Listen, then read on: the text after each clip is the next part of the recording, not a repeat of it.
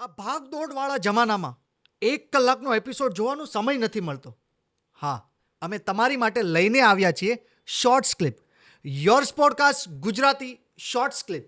તો કોમેન્ટ અને સબસ્ક્રાઇબ કરવાનું નહીં ભૂલતા. બ્લોગિંગમાંથી કેટલી અર્નિંગ થાય છે?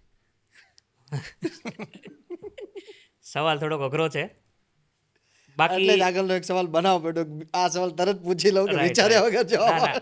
ના. જો અર્નિંગમાં તો કેવું છે કે તમે એક લાઈનમાં એક વસ્તુ કરવા લાગો ને, જ્યારે કન્સિસ્ટન્ટ રહ્યો ને, હું સતત. તમને એક જ પરફેક્ટ એક્ઝામ્પલ આપું. લોકો મારા વ્લોગમાં જોઈને મને કમેન્ટ કરે છે કે તમે BMW ક્યાંથી લીધી, કેટલાની લીધી. વ્લોગિંગ કરવા માંડો. જો કે તમે કરતા હશો, અમુક લોકો તો જોવે છે, એ લોકો કહે પણ છે કે અમારે ચાલુ કરવું છે, અમારે આ કરવું છે, તો તમે કમાઈ શકો છો એટલું. એક BMW ઉતારી શકો છો. 5 વર્ષની મહેનત જોઈશે, 4 થી 5 વર્ષ, વાહ. એટલી અર્નિંગ થઈ શકે.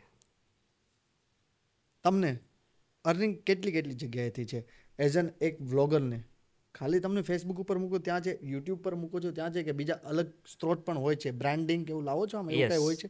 મારે શું હોય છે? આ એક ખાલી મેથડ તમે જણાવો ને પ્લીઝ. જો આની અંદર છે ને કેવું હોય, તમે એક જ્યારે લેવલ પર પહોંચી જાઓ ને યુટ્યુબમાં 1 લાખ કે 1.5 લાખ સબસ્ક્રાઈબર ઉપર, એટલે યુટ્યુબ તરફથી તમને એક મેનેજર અપોઇન્ટ કરવામાં આવે. યુટ્યુબ તરફથી? હા, એટલે યુટ્યુબ વાળા તમને એમ કહે કે તમને અમે બ્રાન્ડ પાર્ટનર આપીએ છીએ. અત્યારે એમાં એક એવો સ્લોટ અવેલેબલ છે. તમે કદાચ હું તમને એક સ્ક્રીનશોટ મોકલીશ. હાજી હાજી હાજી.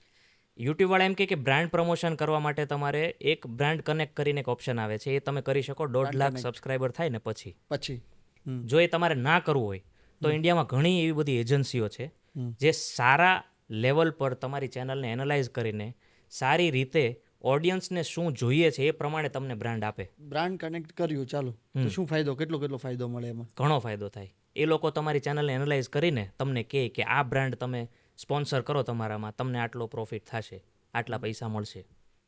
અને એ સારી રીતે હેલ્ધી, અનહેલ્ધી નહીં. બેટિંગ એપની વાત નથી કરતો.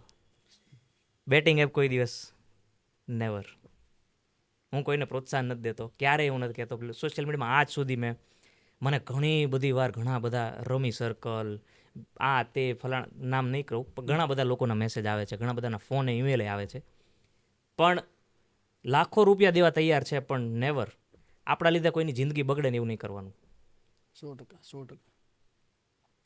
બેટિંગ એપ નહીં. એટલે આ એક મેસેજ છે બધા ક્રિએટરો માટે કે પૈસા માટે ખરાબ વસ્તુ પ્રમોટ નહીં કરવાની. સારી વસ્તુ પ્રમોટ કરો જે લોકોના જીવનમાં પ્રભાવ પાડી શકે.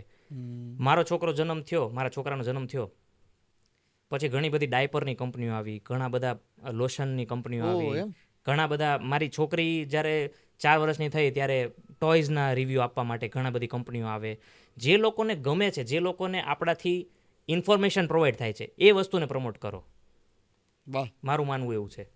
સાચી માહિતી. સાચી માહિતી આપવાની. અમુક વાર અમુક વસ્તુ અમુક લોકોને ખબર નથી હોતી.